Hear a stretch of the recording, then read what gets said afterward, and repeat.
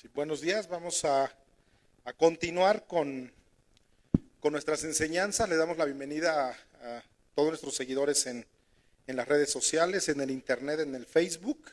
En YouTube nos encuentran como Centro Cristiano Quirios Toluca, igual en el Facebook. Les damos la bienvenida a nuestros seguidores. Vamos a orar para iniciar nuestras enseñanzas de Romanos. Ya vamos más o menos a la mitad. Tiene 16 capítulos Romanos, estamos en el capítulo 5, pero si no, nos vamos a ir rapidito en las siguientes para, se permite avanzar, amén. Inclinen su rostro así como están. Padre, esta mañana te queremos dar gracias, Padre, porque tú eres Dios, porque tú eres bueno, Señor, porque tu misericordia nueva, Señor, cada mañana. Te queremos pedir y rogar, Señor, que este día, Señor, tú te manifiestes con gran gloria. Te hemos adorado, Señor, te hemos alabado, Señor, y queremos escuchar de ti, Señor. Queremos aprender más de ti, Padre, ya que en Romanos se encuentra tanta doctrina, Padre, que tal vez hemos olvidado, que tal vez no la sabíamos, pero, Señor, tú estás ahí, Señor, para que nos recuerdes, Padre, y la tengamos al día. Todo esto, Padre, que nos enseñan a nuestra vida diaria, Señor. Gracias, Padre, porque dejaste ese libro de Romanos, Señor, porque tú utilizaste personas como Pablo, Señor, con ese entendimiento, Señor, con esa visión de todo lo que sucede dentro de la iglesia, dentro de la congregación, Padre. Yo te ruego, Padre, que tú estés en cada uno de nosotros, que como el maná descendía del cielo, Padre, que cada palabra les sirva a cada uno, Padre, como así tú lo hacías con tu pueblo judío, con tu pueblo hebreo, Señor. Te lo pido en el nombre de Jesús, Señor. Amén y amén. El tema que vamos a ver es la tribulación produce paciencia. La tribulación produce paciencia. Ya son 27 enseñanzas. En la número 27 el día de hoy. Estamos estudiando los frutos de ¿qué? De la justificación. Hace 8 días estudiamos 3 beneficios. Cuando tú te conviertes al cristianismo tienes diferentes beneficios. Estudiamos 3 hace 8 días. Esos beneficios son cuando tú recibes a Jesús en tu corazón y los que tienen paz con Dios. Les recuerdo que ya se acabó, cuando tú recibes a Jesús, ya se acaba esa enemistad que tienes tú con Dios. Dios ya es tu amigo. Tú ya puedes seguir confiando en Él, puedes confiar completamente en Él. El segundo beneficio que vimos hace 8 días fue que ya tienes entrada, que ya tienes acceso, que tienes por esa puerta que es Jesucristo. Dice que en Juan que Dios no escucha a los pecadores, pero que si alguno es temeroso a Dios y hace su voluntad, a ese oye. Eso dice Juan 9:31. Entonces tenemos acceso a ese Dios a través de la puerta, ¿no? Esa entrada. Cuando alguien dice o recibe a Jesucristo, ese es un beneficio que Él te regala cuando tú lo recibes. Tiene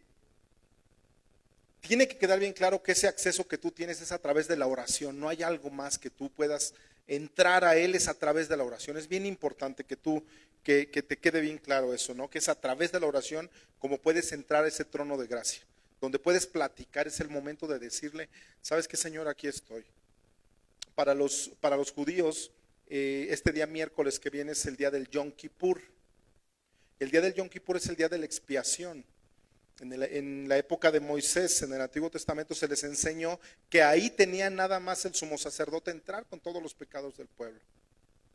Ahora vemos que a través de Jesucristo tú puedes entrar a cualquier hora del día directamente a su presencia y platicar con Él, pues ya es tu amigo. Entonces puedes decirle y no esperar a un día especial nada más, sino ya tienes el acceso directo al Padre y directamente al lugar santísimo donde Él se encuentra y platicarle tus problemas, decirle, ¿sabes qué, Señor? No puedo con esto. Ya estoy desesperado porque no encuentro la salida de aquello. Señor, aquí estoy, ayúdame, tú eres el único que me puede ayudar. Ese es un beneficio bien grande cuando tú recibes a Jesucristo, bien grande, que muchas veces lo desaprovechamos. Si te levantas a las 5 o 6 de la mañana, levántate 15 minutitos antes. y dedícale al Señor. ¿Sabes qué, Señor? Aquí estoy. No quiero empezar el día sin antes estar delante de tu presencia. Tengo la entrada, dice Romanos 5, tengo la entrada directa para platicar contigo y eres mi amigo. Cuando resumimos nosotros estos 3 beneficios que vimos la semana pasada, ahí es donde se resume la vida cristiana. La paz que Dios te da, es algo que tu mente no comprende. Dice que tuvimos paz para con Dios cuando Él murió en la cruz. Entonces esa enemistad ya se termina, ¿no? En el presente estamos en la gracia. Cuando Él muere en la cruz, empieza algo nuevo a tu vida, la gracia, le llamamos la gracia. Eso es una santificación que tú haces en tu vida. Y creemos que en un futuro vamos a tener una esperanza, lo vimos, que es la glorificación. Eso es lo que Pablo les mostraba a todos estos maestros de la ley. Vamos a seguir leyendo y estudiando otros beneficios, regalos que Jesucristo te da en el momento que tú recibiste a Jesús. Vamos a leer los versículos que corresponden a este día. Romanos 5, del 3 al 5. Dice así: y no solo esto, sino que también nos gloriamos en las tribulaciones, sabiendo que la tribulación produce paciencia. La paciencia prueba, y la prueba esperanza. Y la esperanza no avergüenza, porque el amor de Dios ha sido derramado en nuestros corazones por el Espíritu Santo que nos fue dado. Es un tema bien, bien importante el día de hoy. Notamos ahí en esos pasajes que junto con la esperanza, o sea, lo que estamos esperando, tenemos una esperanza de que Jesucristo va a venir por nosotros. O sea, lo que tú estás haciendo no es en vano. No es en vano que tú no engañes a tu esposa, no es en vano que tú no engañes a tu esposo. O sea, tenemos una esperanza de que Él va a venir y nos va a dar a cada uno lo que nos corresponde con su justicia. Ahí en estos versículos notamos de esa esperanza, pero que dentro de esa esperanza que tú y yo estamos viviendo dentro de este cuerpo, vamos a encontrar sufrimiento. Día a día vamos a encontrar mucho sufrimiento. Ahí lo llama tribulación. Hay como 7, 8 acepciones para tribulación. Una de ellas es sufrimiento. Es bien importante que aprendamos esto, que empieces tú a madurar en Cristo. Que no a las primeras de cambio que te sucede algo y ya quieres tirar la toalla. Al revés, es porque Dios empieza a trabajar contigo. Dios empieza a decir, a ver si es cierto que eres mi hijo. A ver si es cierto que estás preparado para esto. A ver si estás preparado para aquello. Desde el momento que una persona recibe a Jesucristo, desde ese momento tú empiezas a sufrir por Jesucristo. Desde ese momento. En el momento que alguien conoce de Cristo, comienza la disciplina a tu vida. Porque estábamos bien mal acostumbrados. Empieza una formación de carácter increíble. Una formación de carácter que te va a servir para un futuro. ¿Cómo estabas antes de recibir a Jesucristo? Acuérdate. Estabas lleno de ti, llenos de nosotros, llenos de ese ego. Un ego del tamaño del mundo que tenías, que yo tenía, que todos teníamos. Teníamos amargura en nuestro corazón. Te la vivías criticando a los demás. Así era nuestra vida sin Cristo. De todos querías hablar mal. De todos. Éramos mentirosos, y digo éramos, porque en este presente ya tienes que ser diferente. A lo mejor transabas, a lo mejor robabas, a lo mejor envidiabas. Éramos tremendo, algo tremendo. Sin Jesucristo, la persona es algo tremendo. Cuando llegaste a Jesús, es cuando te empieza a disciplinar. Es cuando te empieza a decir, mira, tú estabas acostumbrado a esto, pero ahora va por acá. Y la forma de que Dios va a disciplinarte es a través de la tribulación, a través del sufrimiento, para que entiendas, para que tú y yo entendamos. Cuando llegas a Jesús, tampoco creas que de la noche a la mañana te vas a convertir en el arcángel Gabriel. Te mentiría. Hay un proceso. Todo eso te va a llevar un proceso. para que digas, sabes que sí, he pasado esta prueba y he pasado otra, pero no de que ya recibí a Jesucristo y ya voy a hacerla, todo va a cambiar y todo va a ser color de rosa. Sería una mentira. Al revés, estás entrando a la disciplina de Dios, a una disciplina que nos tiene que llevar. El proceso es el cual tú vas a crecer, vas a tener un crecimiento dentro del sufrimiento, de la tribulación.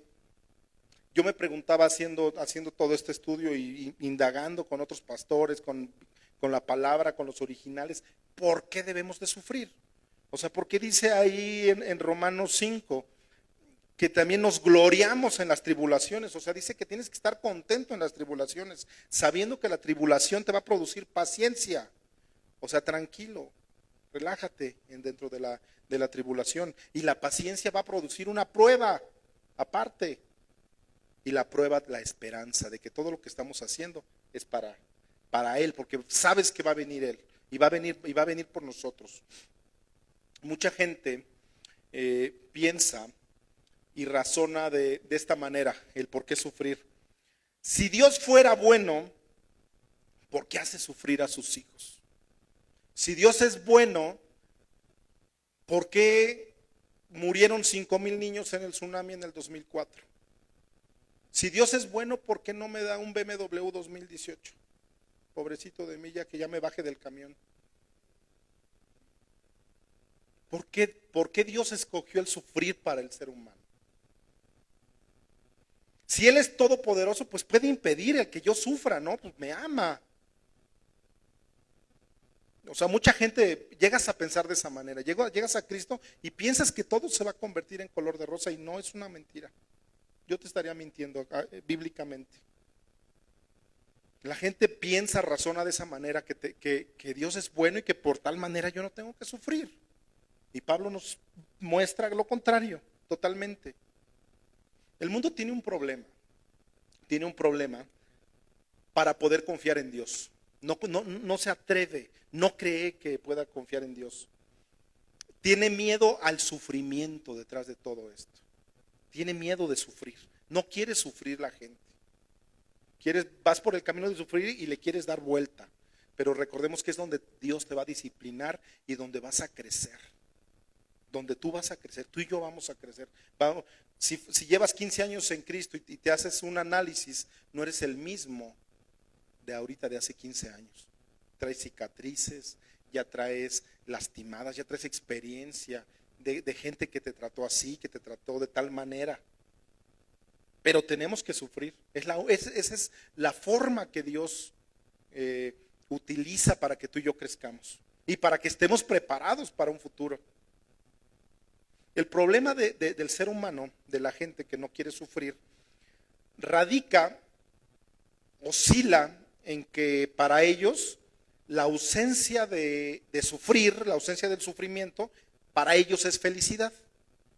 Si no sufro, igual a felicidad.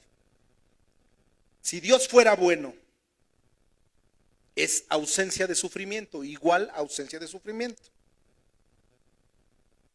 Hay personas también que no tienen por qué ser infelices y lo son. Tienen todo para ser felices y no lo son. Dios, cuando ejercita ese poder que tiene, lo hace basado en leyes. Eso lo estudiamos en toda la Biblia. Cuando Él ejercita un poder sobre alguien, quiere disciplinar a alguien, lo hace basado en leyes, porque Él puso su Torah hace 4,000 años. Tú vas a salir esta mañana y vas a entender por qué Dios permite sufrir a su creación, por qué permite que tú y yo suframos, por qué Dios permite que el ser humano sufra. Vamos a ver cuál es la causa del sufrimiento. Miren, Romanos 5:3 dice, y no solo esto, sino que también nos gloriamos en las tribulaciones. Nos gloriamos en cuando sufres, sabiendo que la tribulación produce paciencia. Fíjense que la palabra tribulación es una palabra griega, anótala. Tilipsis significa presiones, aflicción, angustia, persecución. Esto significa tribulaciones. Las presiones que tú y yo tenemos en nuestra vida diaria, en nuestra vida cristiana, producen paciencia. ¿Por qué? Yo me preguntaba, ¿y por qué Dios quiere que yo sea paciente? ¿Y por qué quiere que tú seas paciente? ¿Para qué? ¿O por qué quiere? Me fui al original de la palabra paciente. Es una palabra griega, es upomone, con H, upomone. Significa paciencia, tolerancia, perseverancia, un remanente detrás, un paciente duradero. Hermanos, sin la paciencia, si tú no tienes paciencia, no puedes heredar ninguna promesa.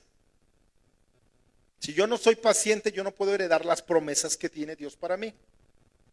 La Biblia habla de la paciencia como algo inamovible. O sea, no se lo puedes intercambiar a Dios por nada. ¿Sabes qué me voy a portar bien este fin de semana? Y me evitas eso. No puedes, eso no es negociable. Tu paciencia. O sea, no puedes dejar a un lado que sufras, es algo inamovible. Es algo que necesitas dentro de tu vida cristiana para que puedas crecer. Es que ya me está yendo de la patada, pastor.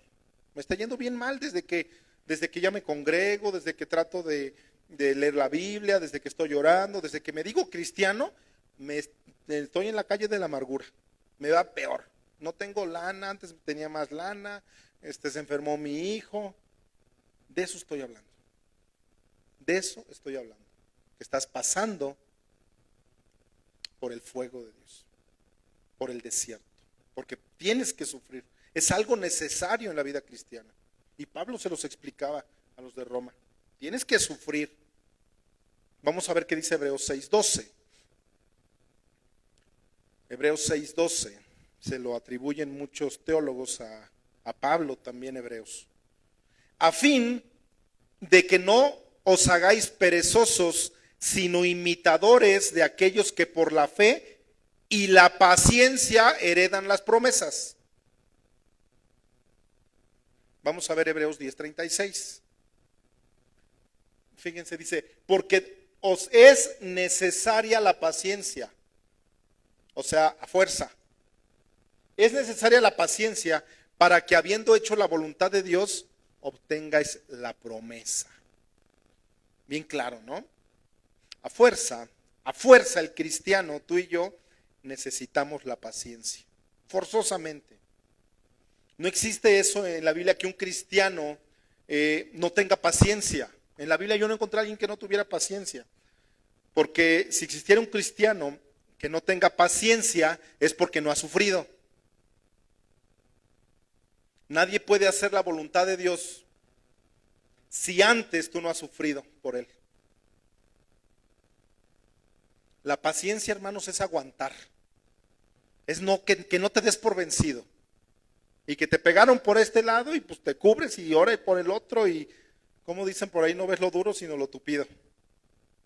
Pero que no te des por vencido, que no te desilusiones, que a la primera ya no, pues ya no. Es no ceder terreno. Eso es paciencia. Que no cedas terreno a nada. Cuando tú hablas de que tenemos paciencia, cuando la Biblia nos explica que tenemos paciencia, hablamos de alguien que tiene una capacidad de sufrimiento por Jesucristo. Cuando hablas de paciencia en la Biblia es porque tú estás capacitado para sufrir. De alguien que está aguantando y que está empujando y que está empujando y que no se echa para atrás, y aquí estoy y aquí estoy. De esos valientes quiere Dios, de esos valientes. Por eso les he puesto tantos ejemplos como el toro de Lidia, como muchas cosas, de que nunca agachan la cabeza, siempre con la cabeza arriba. Así no tengas para comer el día de hoy, pero tú no vas a estar mirando al piso, con la cara hacia arriba y esperando al Señor. Y el Señor te va a responder, milagrosamente, sobrenaturalmente, pero ahí está Dios. Siempre, siempre va a estar ahí. Un ejemplo, alguien que esté casado o esté casada con un incrédulo o una incrédula, si ese esposo o esa esposa no tuviera paciencia, si las pruebas que ha pasado, que ha desarrollado en ella, no tuviera esa capacidad para aguantar las blasfemias tanto de tu esposo o de tu esposa. Tienes que llegar a un grado de madurez como varón o como mujer para aceptar a alguien, algo así. Por eso hay que fijarnos, las jovencitas, los jóvenes, con quién te vas a casar. Que piense como tú, que viva como tú, que tengan ese gusto por lo menos por la palabra. Hermanos, mientras un muchacho, un joven salga con una chava incrédula, dentro de él no está desarrollando esa capacidad de sufrir por Cristo. No tiene la paciencia. O sea que no aguanta nada. Yo me voy con una del mundial. Ahí están bien guapas. Al fin en la iglesia no hay nada. Tienes que saber desarrollar esa capacidad, esa paciencia de que te va a llegar el hombre idóneo, que te va a llegar la mujer idónea. Tienes que aguantar, empujar. Hermanos, Moisés tuvo demasiada paciencia, demasiada. Imagínense 2 millones de personas detrás de él. Salen de Egipto, eran 800,000 gentes. Cuando están dando vueltas y vueltas, durante 40 años, se multiplicaron a 2 millones de personas. Moisés tuvo que tener demasiada paciencia. Imagínate tú que tengas 2 millones de cabezas pensando diferente. ¿Por qué nos sacaste de Egipto, Moisés? Yo creo que Moisés ya estaba hasta acá. Mándanos carne ya, porque mira el maná, ya nos aburrió el maná. Mándanos carnita, ¿no? Yo creo que ya nos aburrimos. Mejor no hubiera sido cristiano, porque mira, siguiéndote aquí, como que no veo el fin, ¿eh? Todos los días, 24 horas al día los tenía encima. Y que ya me pasó esto y que me pasó aquello. Moisés tuvo que desarrollar esa capacidad. Una vez, leyendo el Éxodo, Moisés llega con Dios y le dice, ¿sabes qué? Ya no los aguanto a tu pueblo. Duros de cerviz. Ya no los aguanto, tenlos tú, llévatelos o llévame a mí. ¿Ves un grado de desesperación en Moisés? Donde ya estaba aventando la toalla. Ya la quería aventar. Y yo digo, pobrecito de Moy, ¿no? 2 millones de gente. En 40 años Dios lo prepara en el desierto. Forjando su carácter, forjando su vida. Sufriendo el sol, el pueblo. Tanto sufrimiento. Moisés, para que tú entiendas, o si no sabías quién era Moisés, él fue preparado en Egipto. Comparado a nuestros días, él era un PhD, tenía 5 doctorados. Se sabía la química, la física, las matemáticas. Pero en el desierto, sus 5 doctorados no le sirvieron para nada. Imagínense esa persona tan preparada, porque se desarrolló en un palacio, con los presidentes, con los número uno de ese momento, esa persona tan preparada, y de repente caminar en el desierto, con los pies polvosos y gente arriba de él. Y es que mira, tal cosa. ¿Por qué creen que les dio tanta ley Dios en Levítico? Todas las esperanzas que tenía Moisés se le caían, se le derrumbaban, y tenía que venir Dios y animarlo nuevamente.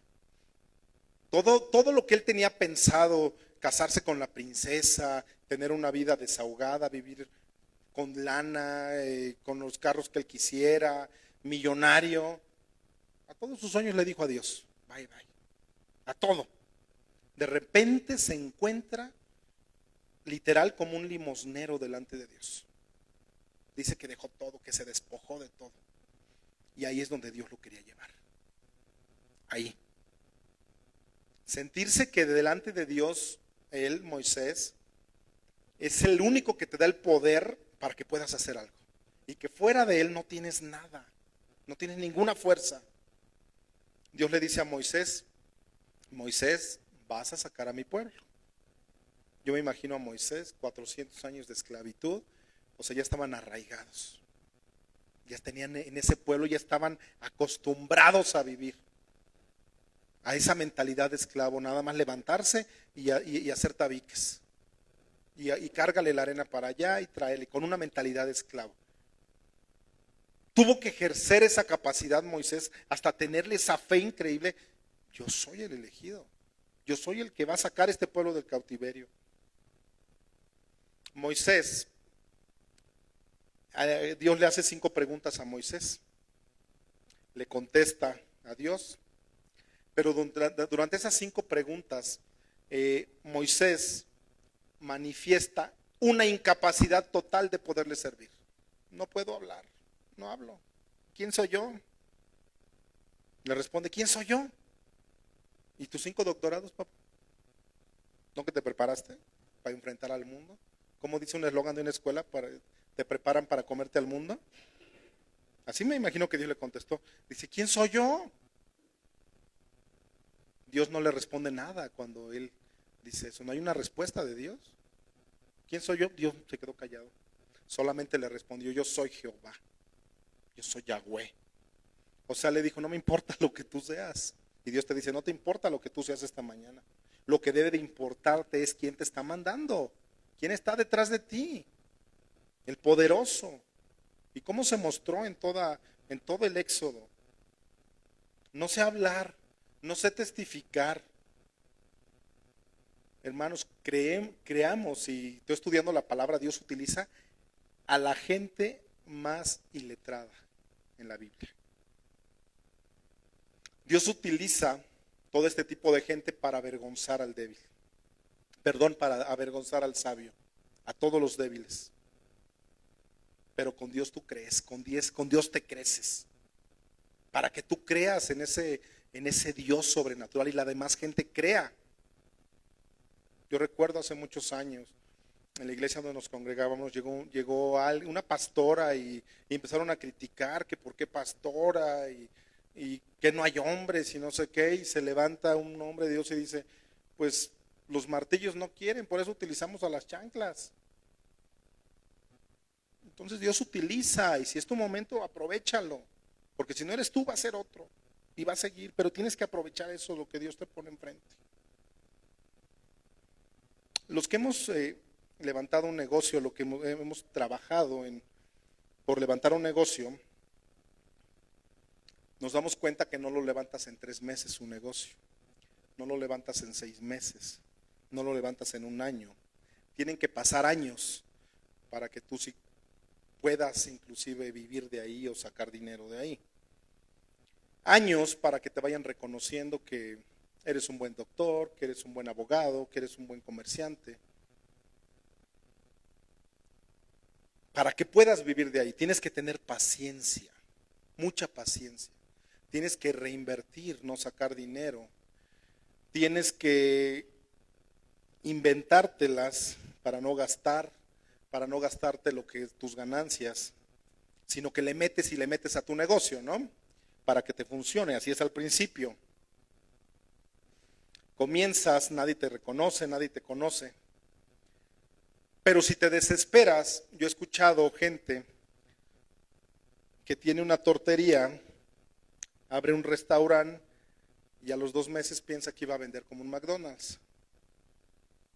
Entonces, pues no hay paciencia. Tienes que saber reconocer y saber esforzarte, tener paciencia. Te acabas de recibir tal vez de abogado, de doctor, y ya quieres tener la mesa puesta. Hay que luchar, hermanos, hay que trabajar. Tienes que trabajar. Dice la palabra que solo los valientes arrebatan el reino. Solo los valientes. Solo los que van empujando y empujando y empujando. Y no me echo para atrás y no me echo para atrás. Y no me desilusiono. Y que ya me pasó esto, no me desilusiono. Yo tengo mi mirada puesta ahí enfrente. Que se cayó tu negocio. Que ya lo perdiste. Pues levantas otro. Dios te da las fuerzas para levantar otro. Tienes esa paciencia. Y que si no te resultó el de tortas, pues ahora vendemos tacos. Pero ¿sabes qué? Vamos a seguir adelante. Eso es paciencia, hermano. Paciencia.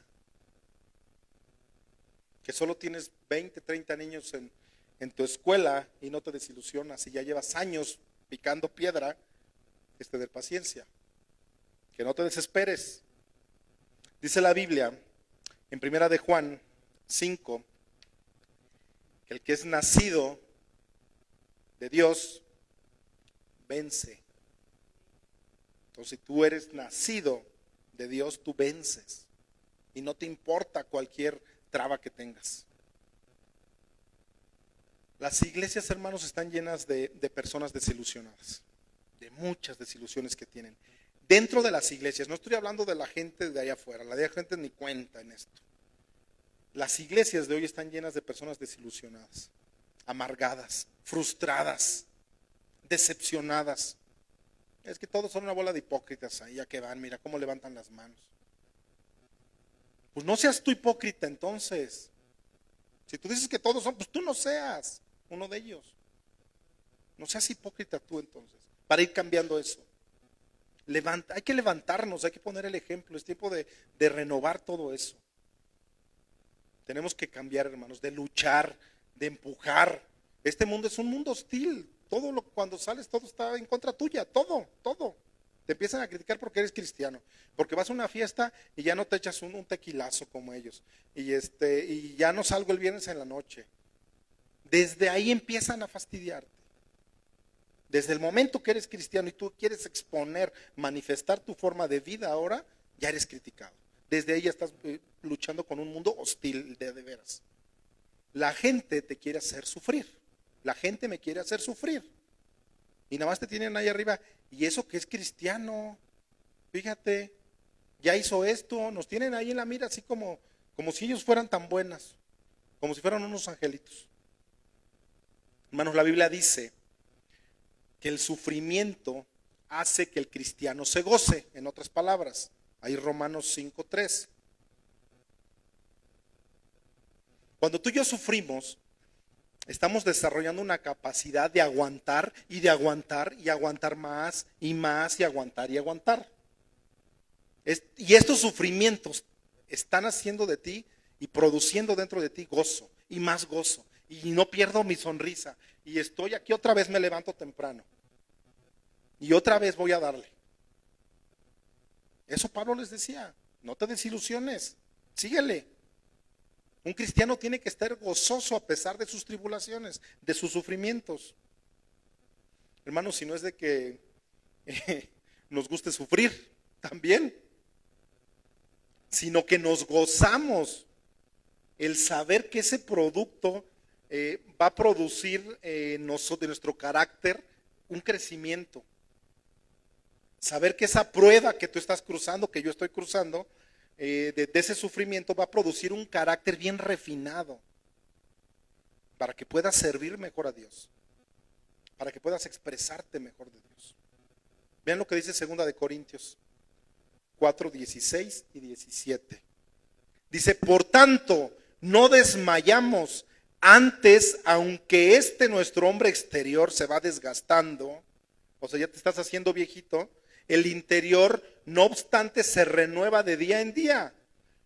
Vean el 17. Yo cuando lo estaba preparando en la semana dije, Pablo, ¿qué onda con Pablo?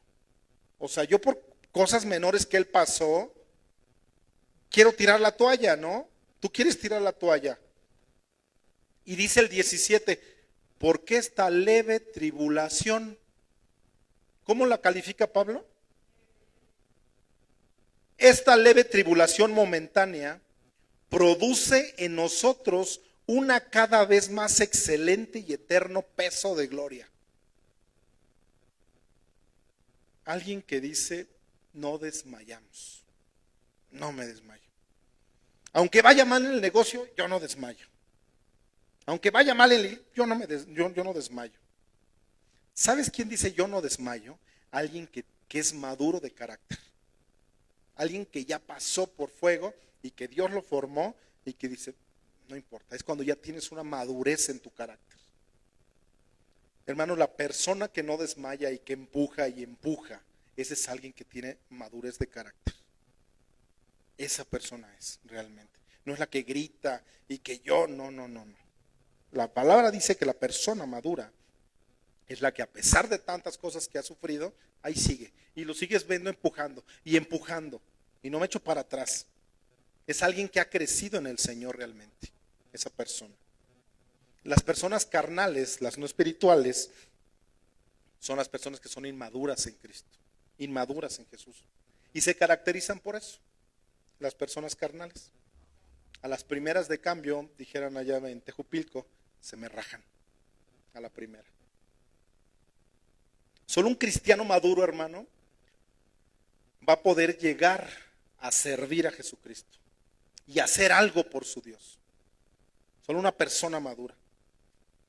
Pablo a las tribulaciones, a los sufrimientos, les llama esta leve tribulación momentánea. Leve, ¿cómo te fue? Pues 2, 3, no me pasó nada. Oye, pero estuviste en el tanque 15 días. Leve, ¿no te dieron de comer? Estuvo bien leve la tribulación. Leves sufrimientos temporales, dice Pablo. ¿Me puedes poner una imagen, por favor? Ese es Pablo en la cárcel. ¿Cómo te fue? Leve. Leve. Oye, pero mira cómo estabas. Dice que Pablo estaba en el cepo. Ese es el cepo. Mira cómo lo tenía. Sufriendo por Cristo. Y dice 2 de Corintios, ¿cómo te fue? Pues 2, 3, no crees que me lastimaron tanto. Esta leve tribulación momentánea. A Pablo lo azotaron, lo arrastraron.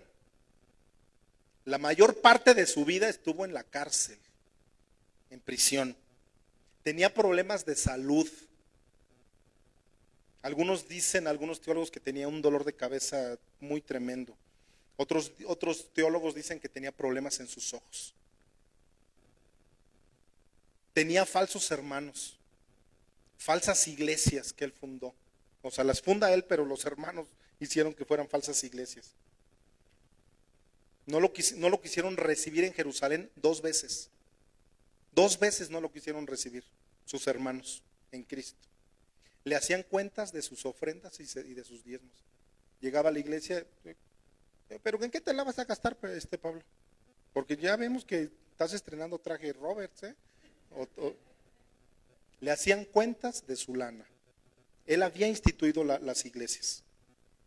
Y a todo eso le llama nada más leve. Hay 2 que 3 me la pasé.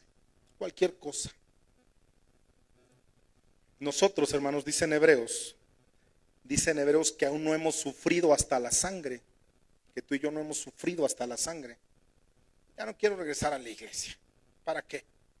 Me fue bien mal desde que soy cristiano. Me fue, pero de la patada. Pablo dice también momentáneo. O sea que toda prueba tiene un principio y tiene un fin. Y es momentáneo. Pablo lo comparaba, yo me imagino, y lo dice la palabra, para decir leve, momentáneo, lo comparaba con la gloria que nos espera. Eterno. Para siempre, comparado con la eternidad. Pues, ¿cómo te fue? Bien leve. Pues bien leve.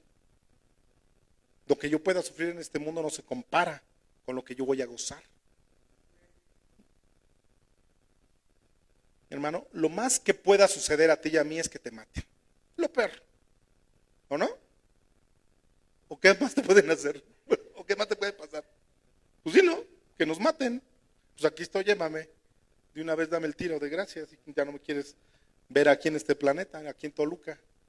Hay gente que así está, que no quiere que estés. O que nos arranquen las uñas, como la iglesia primitiva. Con unas pinzas calientes que llegaban, los amarraban y les quitaban las uñas. Que nos echen a los leones. ¿Qué más hacían? Les cortaban los dedos. A mí ya me cortaron. No, fue un accidente. Hacía sus fiestas en Roma y a los cristianos los encendían como antorchas. Entonces tú llegabas a la fiesta en la noche y la alumbraban los cristianos. ¿Quién alumbró la fiesta de hoy? Los cristianos. Y mataban 30, 40 cristianos durante toda la noche para tenerlos como antorchas humanas. Como la iglesia primitiva, de hecho, sufría. Ahí están los coliseos de testigos. Tú vas y hay sangre embarrada todavía. De todos esos cristianos que que murieron. La sangre salpicada de los primeros cristianos. Ellos sí sufrieron. Ya de veras, sufrieron.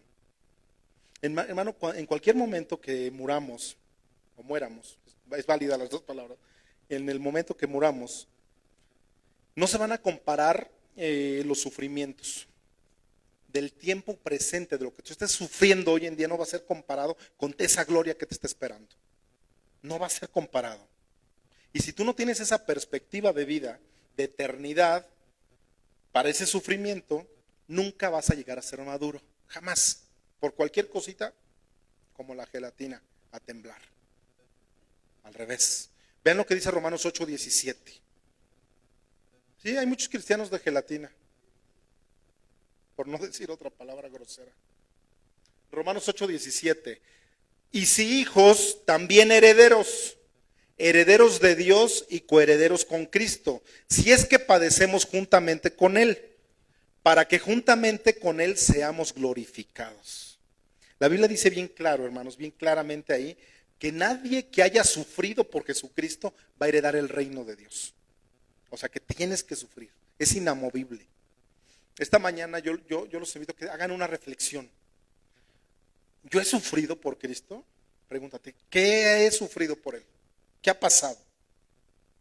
Y no me refiero muchas veces a las cosas malas que hagamos, porque esas son las consecuencias que haces muchas veces por tus hechos. Yo me refiero a la causa de Jesucristo, que hayas sufrido, que te levanten falsos, que te persigan, que tengas desengaños, decepciones, que seas perseguido, traiciones, chismes, calumnias. Entonces vas a decir, voy por buen camino, voy camino a la gloria, estoy sufriendo por mi Cristo. Vamos a seguir con Romanos. Los tres frutos del sufrimiento, fíjense, los tres frutos del sufrimiento es el abuelo, el padre y el hijo. El abuelo es el sufrimiento, el padre es la paciencia y el hijo es la esperanza. Hermanos, el sufrimiento en sí te va a generar un carácter para tu vida cristiana, para tu andar diario. Jesucristo mismo nos dice un versículo dice, hijos los estoy llevando en medio de lobos. No te estoy dejando con Caperucita Roja ni con Pinocho. Te estoy dejando con lobos. Los envío en medio de lobos. Pórtense astutos, mansos, mas no mensos, ¿verdad? Mansos, mas no mensos. Mansos como palomas, dice Jesús. Astutos como serpientes. O sea, no puede ser cualquier tonto un cristiano. Un cristiano es inteligente, astuto, viviendo el mal por donde te llega. Esto significa que, por ejemplo, tú entras en los negocios del reino, en los negocios de Dios, siendo cristiano, tienes que ser muy astuto en todos los aspectos para que no caigas y no peques. ¿Ustedes creen que un cristiano pudiera ser el jefe de policía aquí en Toluca, en México? Yo creo que sí también. Siempre y cuando esa persona esté lleno del Espíritu Santo. Siempre y cuando. Inmediatamente que entras a ser jefe de policía, vas a estar en medio de corrupción, puros problemas, broncas. Un cristiano, ¿cómo va a poder ser parte de ese sistema corrupto? ¿Y cómo yo voy a poder cambiarlo? Que venga el presidente Juan Rodolfo, que va a entrar en enero, y a ver, quiero que tú, cristiano, a ver si es cierto, te voy a poner aquí de jefe de la policía. A ver qué vas a hacer con todos los narcomenudistas. ¿O te vas con ellos o qué les vas a hacer?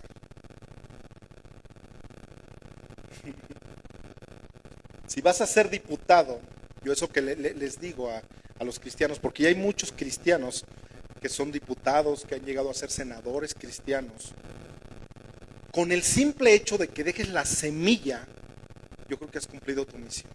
porque Dios va a hacer el resto. Y no te salpiques de todo esto. Hermanos, Dios nos envía a ti y a mí en donde la gente te va a presionar. Te va a presionar. Éntrale con este business. Éntrale. Ahí vamos. Vamos a hacer esta tranza. Vamos a robar aquí. Presionándote. Pero tú tienes que entender que esas presiones que te hace el mundo, en lugar de que te arrastren a hacer lo que ellos hacen, dice la Biblia que tiene que producir dentro de nosotros ser excelentes, producirte un eterno peso de gloria, una esperanza más grande. Pues sí, aquí me podré ganar $1 milloncito en este business que vaya a hacer, pero ¿y allá cómo voy a quedar? Que pese más esa esperanza de gloria en tu vida. Hermano, estamos padeciendo realmente por causa de aquel que dio la vida por ti y por mí. Estamos padeciendo realmente. Dice la Biblia que la paciencia produce prueba. La palabra prueba es una palabra griega, dokimen con K. Dokimen significa experiencia sacada de una prueba, experiencia, proceso o resultado de juicio o aprobación. Esa es una prueba. Hermano, en primer lugar yo quiero que te lleves esta mañana en tu corazón que el que permite las pruebas es Dios. El que permite que sufras es Dios. Él es el Todopoderoso. Y el ejemplo lo vemos con Job. Un ejemplo claro. Dios es el que primero permite que sufras. Ahora, ¿cuál es la razón detrás de que Dios permita que tú y yo suframos? Jesucristo en la barca, ya se los dije hace 8 días, hace 15 días, se levantan las olas. Cuando van y lo despiertan, Jesús no se enoja porque lo despertaron, ¿verdad? Les griten, ¿dónde está su fe? ¿Dónde quedó tu fe? Dios quiere que ningún hijo de Él, que ninguno que nos llamemos cristianos, permitamos que las circunstancias nos gobiernen. Es lo que hacía Jesús con sus discípulos. No permitas que esto que tú veas, que según tú te vas a hundir en la barca, no permitas que esas circunstancias te gobiernen, te dominen. Nunca permitas que la tragedia, hermano, cualquier tragedia que tú me digas, que se te cayó tu casa, que se te murió un familiar, no sé, una enfermedad. Yo creo que, o sea, sí lloras, llegas con el Señor, pero siempre dueño de ti mismo, gobernado, controlado, con un control que Dios te da. Dueño de tu control. Siempre dueño de tu carácter. Siempre con tu personalidad. Y eso te la da Dios. A pesar de lo que tú me digas. Está bien que vengan esos vientos, esas tormentas. Dios lo permite. Pero es pecado, hermanos, perder el control sobre las circunstancias. Estás fallándole a Él. En otras palabras, hermanos, un cristiano afanado. Un cristiano, ¿y qué voy a hacer mañana? ¿Y qué va a pasar? Vas en contra de la Biblia. En contra de las promesas que tienes ahí. Dios quiere que Jesucristo, más bien quería que los discípulos le hubieran dicho, Rabí, despiértate y encárgate y ayúdanos con este problema, vamos a orar. Ellos no tenían el poder, ese dunamis que habla la Biblia, de reprender al viento. Claro que lo tenían, pero en vez se fueron por la salida más fácil. Despiértate, ¿no ves que nos estamos muriendo? Nos vamos a ahogar. En una versión de esas Biblias que les cuento, dice, ¿no te da vergüenza, Rabí, que nos vamos a morir? Imagínate que le digan eso al maestro, al rabino. ¿No, estás durmiendo? ¿No te da pena? Que aquí nos estamos muriendo y tú bien dormidote. Ese sentido le dieron los discípulos. Habían perdido su dominio, su personalidad por las circunstancias. Dios permite que venga el sufrimiento a tu vida. Dios lo permite. La razón es que desarrolles paciencia, que tú y yo desarrollemos mucha paciencia. Una vez que la paciencia empieza a formar parte de ti, estar dentro de ti, entonces va a venir la aprobación de Dios. Va a venir esa aprobación de parte de Dios. Viene la experiencia, hermano, que sacaste por la paciencia. Esa experiencia. Hermanos, Dios siempre va a dar lo mejor a aquellos que permitan escogerlo a Él como primer lugar. Siempre, siempre. Dios está en busca todavía, y lo digo porque a David, cuando digo esto siempre me acuerdo de David. Siempre Dios está en busca de personas que quieran padecer, que quieran sufrir por Él, que quieran pagar un precio a causa de Él. La paciencia va a producir prueba, o sea, Dios te tiene que probar. Tú estudias y te tengo que hacer un examen para ver si lo pasaste, a ver cómo lo pasaste. ¿Con 8? ¿Con 6? ¿De panzazo? La prueba te va a producir esperanza. Estudiando el sufrimiento, el apóstol Pedro, escribió cuando escribe la primera carta de Pedro. Vamos a leer ahorita un poco, con eso vamos a terminar con el sufrimiento que Pedro pone en su primera carta. Como antecedente los judíos, antecedentes de esa carta, los judíos creyentes, los que habían creído en el Mesías, ya estaban bajo persecución, ya los habían expulsado de Jerusalén y andaban dispersos ya por Medio Oriente. Habían sido azotados todos esos judíos creyentes, perseguidos, estaban sufriendo por una causa, por la causa de Jesucristo. Querían que se extendiera más lo del Mesías. ¿Qué pasa cuando te asustas? Cuando tienes miedo, cuando sufres.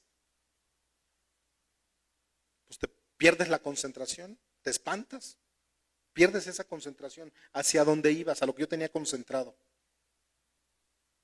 Muchas veces nos sorprende el fuego de la prueba, la llamarada, ¡bum!, como si algo extraño te sucediera. Los judíos ahí con Pedro se preguntaban, ¿por qué nos está pasando esto justamente cuando he querido seguir al Mesías? Esa es la base para que Pedro escribiera la primera carta de Pedro. Ahí en esa primera carta de Pedro vemos diferentes clases de sufrimiento. Hay como 5 o 6 sufrimientos de que tiene que padecer el cristiano. Pero el judío, como tú y como yo, se preguntaban, ¿por qué ahora que soy cristiano me sucede esto? ¿Y por qué tengo que sufrir? Vean lo que dice primera de Pedro 1, 6 y 7. Ahí vemos el primer sufrimiento que estaban pasando los judíos cristianos.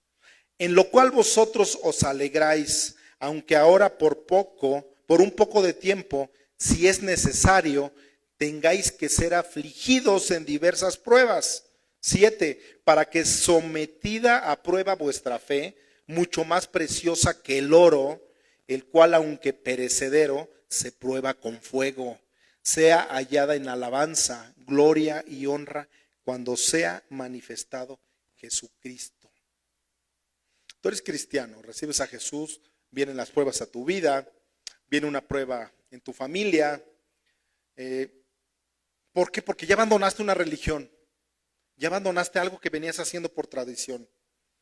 Y esa misma familia, tu misma familia muchas veces te va a obligar a que no seas cristiano, a que abandones el cristianismo. Esta prueba en la Biblia es llamada persecución, que los de tu propia casa te van a perseguir. Tu mamá, yo te eduqué para que fueras católica hasta que te murieras, que fueras testigo de Jehová hasta que te murieras. A eso Pedro le llama persecución en tu propia casa. Hermano, no existe ningún cristiano, no ha existido en la historia que no sea perseguido por su fe. ¿Y eso qué es cristiano? Siempre las burlas. ¿Y eso qué es cristiano? Tú que eres cristiano, pero cuando tienen un problema, ¿puedes orar por mi hijo? ¿Puedes orar por mi mamá? ¿No les ha pasado? Tú que estás más cerquita de Dios. Yo les pregunto, hermanos, estamos pasando esa prueba, la persecución. El segundo sufrimiento está en Primera de Pedro 2:19. Dice, porque esto merece aprobación si alguno a causa de la conciencia delante de Dios sufre molestias padeciendo injustamente. Padeciendo injustamente. El segundo sufrimiento en Primera de Pedro es el sufrimiento injusto. Que te demanden injustamente. Que te levanten falsos. Hermanos, hemos sido llamados a sufrir injustamente. Injustamente, métetelo a la cabeza. Hemos sido llamados a sufrir injustamente. Es que eso no es justo. Dice la Biblia que es injustamente. Compréndelo. El tercer sufrimiento está en Primera de Pedro 2:20. Pues qué gloria es si pecando sois abofeteados y lo soportas, mas si haciendo lo bueno sufres y lo soportas, esto ciertamente es aprobado delante de Dios. El tercer sufrimiento es que aunque hagas lo bueno, aunque te portes bien, por ser buena gente, te van a confundir. Por ser cristiano sufres, por ser bueno, por hacer lo bueno vas a sufrir. Y el cristiano va a sufrir para tener la aprobación delante de Dios, siempre. Hermanos, la gente de hoy en día no soporta ver gente buena. No soporta. No se la cree de que exista gente buena. Y por eso tienes que sufrir por ser gente buena. Cuarto sufrimiento, Primera de Pedro 3:14. Dice así, mas también si alguna cosa padecéis por causa de la justicia, bienaventurados sois. Por tanto, no os amedrentéis por temor de ellos, ni os conturbéis. Hermanos, el cuarto sufrimiento es por causa de la justicia. También, muchas veces por hacer lo justo, por hacer justicia, también sufres. Sufres injustamente por seguir la justicia. El quinto sufrimiento, Primera de Pedro 4:16. Pero si alguno padece como cristiano, ¿has padecido como cristiano? No te avergüences, sino glorifique a Dios por ello. Hermano, vamos a sufrir simplemente por el hecho de ser cristianos. Por ese simple hecho vas a sufrir. Eres señalado por el hecho de seguir al Mesías. Nos ha pasado tantas veces a cada uno de nosotros que estamos aquí. Tienes que se te quede en tu cabeza, en tu mente, grábatelo, que el hecho de que tú, por el puro hecho de ser cristiano, es un símbolo de sufrimiento, de burlas, de que te tengas maltratos, de que te maltraten. Y sabes que nunca te eches para atrás, jamás. Si soy cristiano, ¿y qué? ¿Cuál es tu bronca? ¿Qué quieres? Sí, no te avergüences, no te avergüences. Hay que aprender a sufrir por ser cristianos. El sexto y último sufrimiento está en Primera de Pedro 4:19. Dice, de modo que los que padecen según la voluntad de Dios encomienden sus almas al fiel Creador y hagan el bien. O sea que por la causa de la voluntad de Dios, Dios permite que tú y yo suframos, que sufras. Hermanos, Dios va a permitir que choques tu carro. Dios permite que se te inunde tu casa. Dios permite que el mal llegue a nuestras vidas, hermanos. Él permite. Y este propósito, ¿qué propósito quiero llegar con todo esto? Es de que confiemos en Él. De que tú y yo confiemos en Él. Y hermanos, después de que tú y yo hayamos confiado en Él, Dios te va a sacar una palomita así como en la escuela. Sacaste 10. Sacaste 10. Y los hermanos que viven en la carne, que no son espirituales, dicen así, les llega la prueba, yo no tengo por qué sufrir por la causa de Cristo. ¿Yo por qué? Ya no voy a la iglesia, ya no leo la Biblia, Dios te dice, está bien, yo no tengo problema, te respeto, no pasa nada. Llega una segunda prueba, no tengo por qué sufrir por Cristo. ¿Por qué? Dios te dice, muy bien, está bien. Te llega una tercera prueba y tú le contestas, pues yo nada más quiero ir el domingo a la iglesia, de ahí no quiero saber nada. Entiende, no quiero sufrir por ti, Dios. Pedro lo hizo. No quiero sufrir por ti. Cuando venga la cuarta prueba, te va a noquear. ¿Sabes por qué? Porque ya no estabas preparado para recibirla. Porque las otras tres te estaba preparando para recibir la cuarta. Y de esa cuarta ya no te vas a levantar. Vinieron vientos, vino lluvia, vinieron ríos, golpearon y golpearon, te golpearon a ti como esa casa que fue golpeada. Y dice Mateo 7:25, grande fue tu ruina. Vean, vamos a leerlo, Mateo 7:25. Dice, descendió lluvia, vinieron ríos, soplaron vientos y golpearon contra aquella casa y no cayó, porque estaba fundada sobre la roca. Pero cualquiera que me oye estas palabras y no las hace, le compararé a un hombre insensato que edificó su casa sobre la arena. Y descendió lluvia y vinieron ríos y soplaron vientos y dieron con ímpetu contra aquella casa y cayó. Y fue grande su ruina. ¿Saben por qué fue grande su ruina? Porque no estaba fundada sobre la roca. Pónganse de pie, por favor. Hermanos, más vale que desde ahora tú y yo lo aceptemos, que lo aceptes, que comiences tú a desarrollar dentro de ti esa capacidad de sufrir, que no vengan pruebas fuertes porque pruebas fuertes van a venir, de que van a venir, te van a venir a tu vida, pero de que vengan pruebas fuertes y que acabes mal, o que acabes en el psicólogo tal vez, con el psiquiatra, o tal vez acabes blasfemando el nombre de Dios. No llegar a esos extremos. Yo los invito para que nos preparemos a sufrir por causa de Dios. Inclinen su rostro.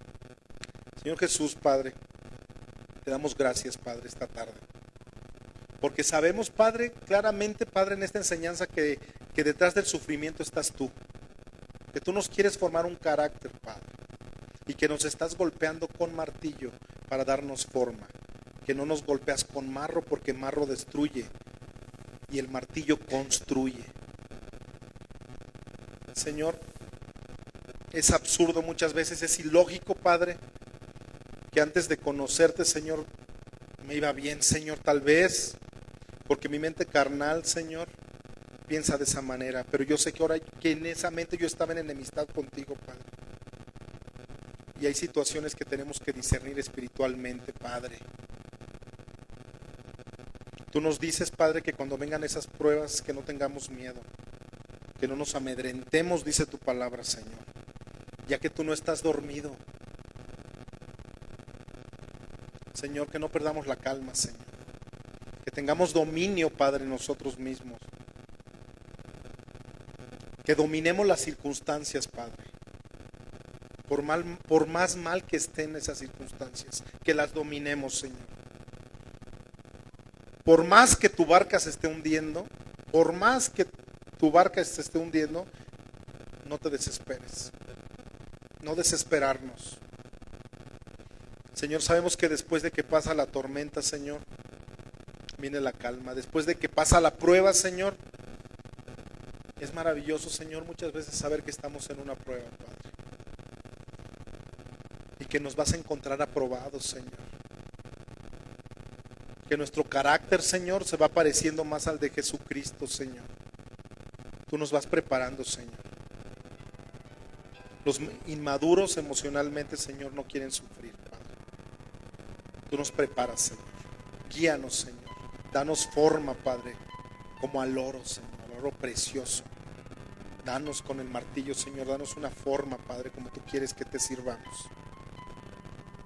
Gracias, Padre, porque tú nos formas, Señor, nuestro carácter. Hemos decidido seguir a Jesucristo. Te amamos, te bendecimos esta mañana, Padre. Gracias, Padre, por tu palabra. Que cada uno se la lleve en su corazón, que la medite en la semana, Señor. Porque somos especiales para ti, Señor.